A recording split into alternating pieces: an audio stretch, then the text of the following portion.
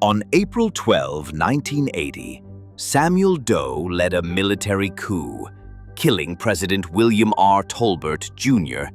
in the Executive Mansion. 26 of Tolbert's supporters were also killed in the fighting. Shortly after the coup, government ministers were walked publicly around Monrovia in the nude and then summarily executed by a firing squad on the beach. The military coup is still surrounded by mystery. Apparently, the preparations for it went unnoticed, which is astonishing, given the fact that there was considerable political tension, and also in light of the well-staffed U.S. Embassy in Monrovia, over 500 people. The events had taken them all by surprise. Samuel Doe was not a publicly known figure in Liberia before April 12, 1980. That soon changed after that date. The military takeover was a bloody one, labeled a revolution by the 18 enlisted men of the Armed Forces of Liberia, who toppled the government of William R. Tolbert. The 66-year-old president was savagely murdered by private soldier Harrison Penot, who later proved mentally unstable.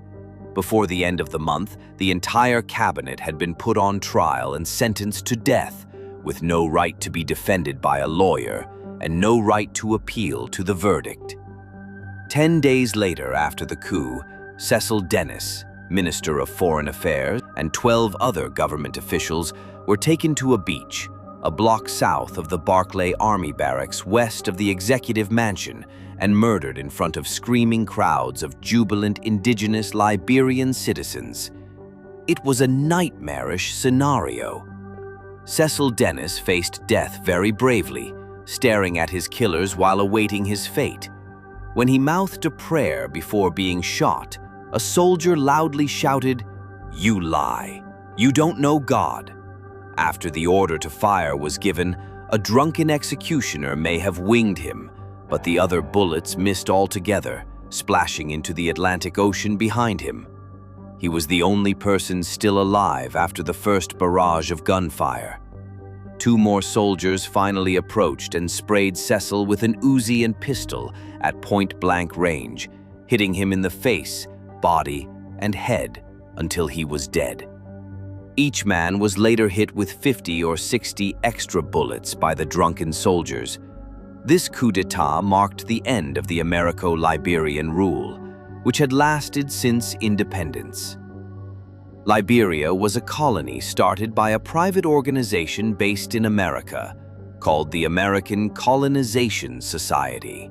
The ACS was a group composed of evangelicals and abolitionists who felt that, due to racism against freed slaves, newly freed slaves would have greater freedom in Africa, so they established this colony, independently of the U.S. government. In other words, white Americans were afraid of the rising number of freed slaves. A decade later, Doe was captured in Monrovia by faction leader Prince Johnson. Doe was taken to Johnson's military base and tortured before being killed and exposed naked in the streets of Monrovia.